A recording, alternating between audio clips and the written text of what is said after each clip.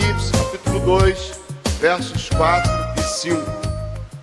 Tenho, porém, contra ti, que deixastes a tua primeira caridade. Lembra-te, pois, de onde caístes, e arrepende-te, e pratica as primeiras obras. Quando não, brevemente a ti virei, e tirarei do seu lugar o teu castiçal, se não te arrependeres. Pai amado e querido, te louvamos a leitura da tua palavra. Fala conosco nesta manhã de Santa Ceia, nesse culto tão especial de intimidade. Fala conosco, queremos e precisamos ouvir a tua voz. Fala conosco, porque se o Senhor falar conosco, nós vamos praticar a tua palavra, vamos obedecer a tua palavra, vamos esconder a tua palavra no nosso coração, para não pecarmos contra ti. A nossa oração nesta manhã é que todo impedimento, todo espírito contrário, toda barreira, toda inquietação seja arrancada deste lugar, e que somente o Espírito Santo de Deus tenha liberdade de trabalhar, de agir em nosso meio. É a oração que fazemos em nome de Jesus, e porque a igreja está em concordância, diz amém. Você pode se assentar. Qual é o nosso exemplo na igreja chamada a Igreja de Jesus? Essa carta, escrita à maior igreja da ocasião, a igreja de Éfeso, e nós encontramos uma igreja dinâmica, uma igreja que evangelizava, uma igreja que orava, uma igreja que fazia movimentos pentecostais, uma igreja que crescia, mas uma igreja que tinha perdido um princípio. E contra essa igreja o Senhor declarou: tenho, porém, contra ti, que você perdeu o seu primeiro amor.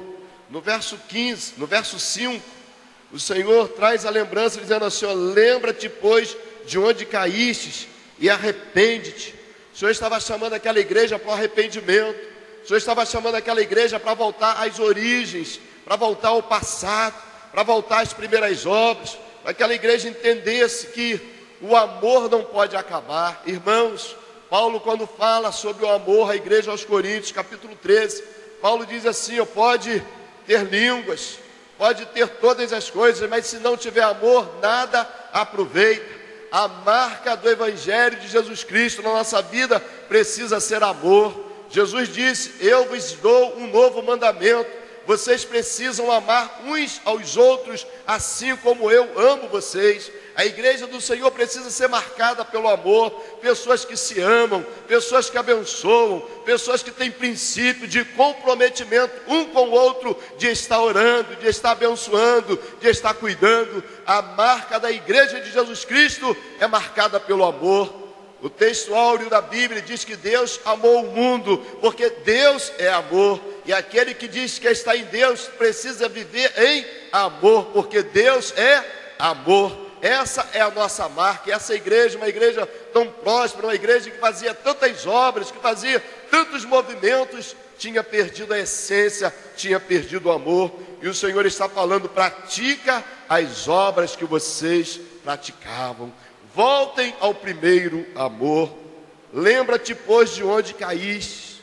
O Senhor estava falando: lembra onde você perdeu a visão, lembra onde você perdeu a ligação, lembra onde você recebeu o bloqueio de Satanás, lembra onde foi cortada a aliança, lembra onde você errou, e volta às primeiras coisas. E o Senhor diz: arrepende-te, pois. A igreja tinha esquecido o propósito inicial. Essa igreja tinha perdido a essência de todas as coisas, o propósito inicial. Se você pode, abre comigo a sua Bíblia, profeta Isaías, capítulo 46, nós vamos usar muito a Bíblia nesta manhã. Isaías 46, do verso 8 até o verso 10. O Senhor está falando sobre propósito, o Senhor está falando sobre alicerce, o Senhor está falando sobre o início de todas as coisas. Isaías 46, a partir do verso 8, começa assim: lembrai-vos, ou seja, Deus está trazendo a memória, Deus está dizendo: lembre-se, lembrai-vos disso e tende ânimo. Ou seja, Deus está dizendo: se lembrem disso e tenham alegria. Deus não te trouxe aqui nessa manhã para te trazer a memória e você sair daqui triste, não. Deus já está dizendo, eu quero que você lembre, mas eu quero que você saia daqui vitorioso. Eu quero que você traga à memória só o que pode te dar esperança. Foi o que Jeremias escreveu em Lamentações de Jeremias. E o Senhor está dizendo lá no livro do profeta Isaías, a partir do verso 8, capítulo 46, lembrai-vos, pois, disso e tende ânimo. Reconduzi-o ao coração, ó rebeldes, lembrai-vos das coisas passadas, das coisas muito antigas. Eu sou Deus e não há outro, não há nenhum como eu. Desde o início faço conhecido o fim, e desde os tempos remotos o que ainda virá, que digo, meu propósito permanecerá em pé, e farei tudo o que me agrada.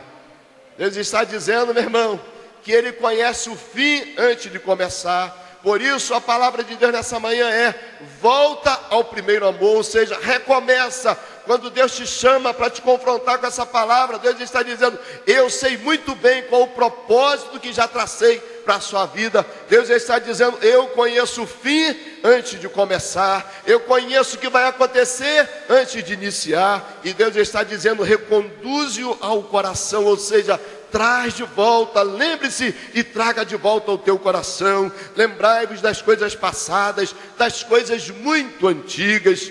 Eu sou o Deus e não há outro nenhum como eu.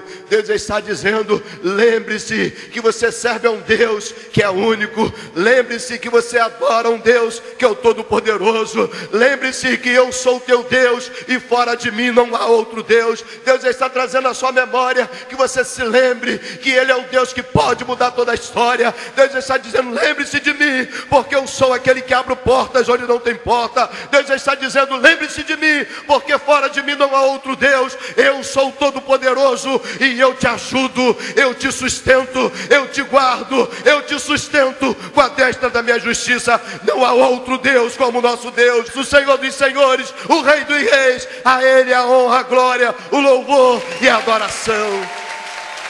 Aleluia, aleluia. E o Senhor continua dizendo, desde o princípio, desde o início, eu faço conhecido o fim. Deus está dizendo, não tem nada oculto, não tem nada que eu não saiba, não tem nada que eu não projetei. Deus está dizendo, eu conheço desde o início já o fim. Antes de começar, eu já sei o que vai acontecer. É por isso que Ele está nos convocando nessa manhã a voltarmos ao início, porque tem coisas grandes reservadas para a nossa vida. Desde os tempos remotos, o que ainda virá. Deus está dizendo, o teu futuro eu conheço. O que vai acontecer na tua vida, eu já preparei para você como bênção. E aí Deus diz assim, o meu propósito permanecerá em pé e farei tudo o que me agrada. Grava isso aí na sua Bíblia. Pega uma caneta, marca aí na sua Bíblia.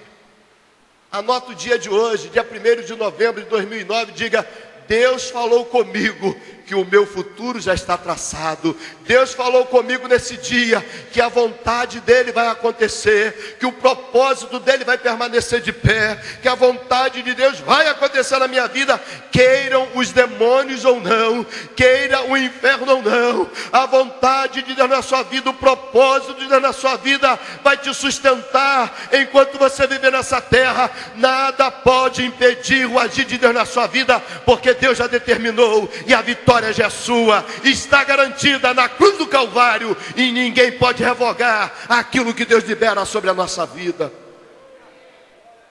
Nesses versos, Deus fala 2 vezes, lembrai-vos, lembre-se, tragam de volta a memória. Deus conhece o fim, e Deus começa pelo fim. Que isso, pastor? Irmãos, Deus estabeleceu o fim primeiro, desde o início. E Deus diz, o meu propósito acontecerá.